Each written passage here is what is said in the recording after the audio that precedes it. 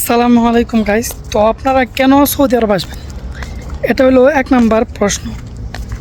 কারণ আমি বলবো আমার পক্ষ থেকে যে সৌদি আরব আসার অনেক লাভ আছে। তো তার মধ্যে এক নাম্বার হলো, যদি আপনি মুসলিম হন তো আপনি হজ উমরা করতে পারবেন।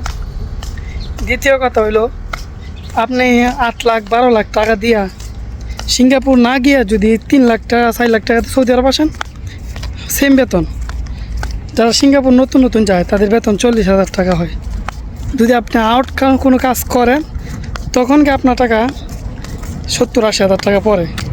তো সৌদি আরব এই ভাইয়ের বেতন কত, আপনার বেতন কত? 70,000 টাকা না? 70,000 টাকা।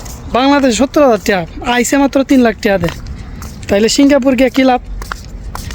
তো আপনারা যারা নতুন নতুন আছেন, কোথায় যাবেন চিন্তা করতেছেন, পড়ালেখা শেষ, তো তারা সৌদি আরব চলে আসে।